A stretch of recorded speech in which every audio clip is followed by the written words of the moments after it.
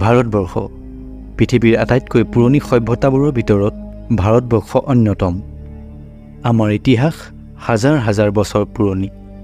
গৌৰৱ উজ্জ্বল এই ইতিহাসৰ চিনস্বৰূপে আছে আমাৰ মন্দিৰসমূহ। আজি আমি আলোচনা কৰিম উত্তৰাখণ্ডত থকা কেদাৰনাথ মন্দিৰৰ বিষয়ে। কোনো বৈজ্ঞানিক প্ৰযুক্তি ব্যৱহাৰ নোহোৱাকৈ আজিৰ পৰা হাজাৰ হাজাৰ বছৰৰ আগতে ইমান এটা দুৰ্গম অঞ্চলত এই প্ৰকাণ্ড শিলবিলাক কঢ়িয়াই আনি তাক সুন্দৰভাৱে কাটি কেনেকৈ মন্দিৰৰ ৰূপ দিলে এয়া হয়তো ৰহস্য হৈ ৰ'ব।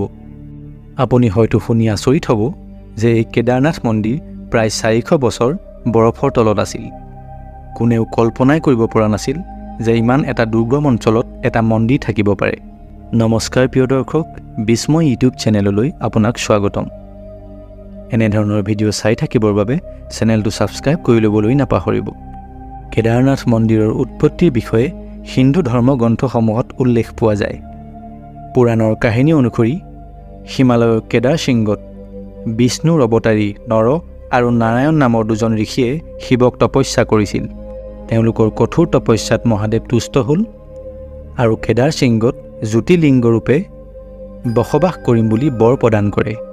মহাভাৰতত পঞ্চপাণ্ডৱ জয়ী হোৱাৰ পাছত তেওঁলোক পাপত বুৰ গৈ আছিল, কাৰণ তেওঁলোকৰ হাতত বহুত লোকে মৃত্যুবৰণ কৰিবলগীয়া হৈছিল।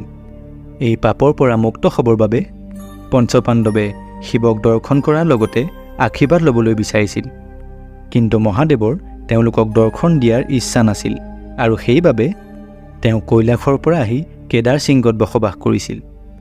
কিন্তু পঞ্চপাণ্ডৱে শিৱক বিচাৰি বিচাৰি আহি কেদাৰ শৃংগত উপস্থিত হ'লহি। তাত পঞ্চপাণ্ডৱক দেখা পাই মহাদেৱ শিৱই মহৰ ৰূপ ধাৰণ কৰিলে।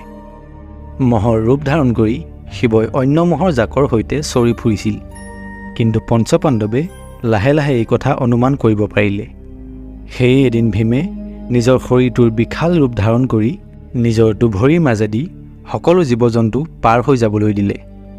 কিন্তু মহৰূপী শিৱ পাৰ হৈ নগ'ল, কাৰণ ভৰি তলেৰে তেওঁ পাৰ হৈ যাবলৈ অস্বীকাৰ প্ৰকাশ কৰিলে।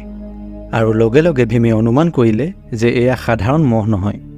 মহৰূপী মহাদেৱে পাতালত লুকাবলৈ চেষ্টা কৰোঁতেই ভীমে পাছফালৰ পৰা ভৰিকেইখনত ধৰি লয়। শিৱই পঞ্চপাণ্ডৱৰ ভক্তি আৰু কঠোৰ সংকল্পত সন্তুষ্ট হৈ তেওঁলোকৰ আগত দৰ্শন দিয়ে, লগতে পাপৰ পৰাও তেওঁ মুক্তি প্ৰদান কৰে।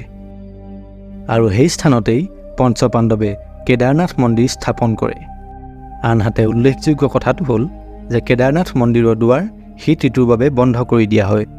মন্দিৰৰ পুৰোহিতে এগছি চাকি বন্তি জ্বলাই 6 মাহৰ বাবে মন্দিৰৰ দুৱাৰ সম্পূৰ্ণৰূপে বন্ধ কৰি দিয়ে। কিন্তু আচৰিত কথাটো হ'ল এই চাকিগছি 6 মাহ নিৰন্তৰভাৱে জ্বলি থাকে। ভিডিঅ'টো চাই কেনে পালে কমেণ্ট কৰি জনাবলৈ নাপাহৰিব। পুনৰ লগ পোৱাৰ প্ৰতিশ্ৰুতিৰে আজিলৈ বিদায়।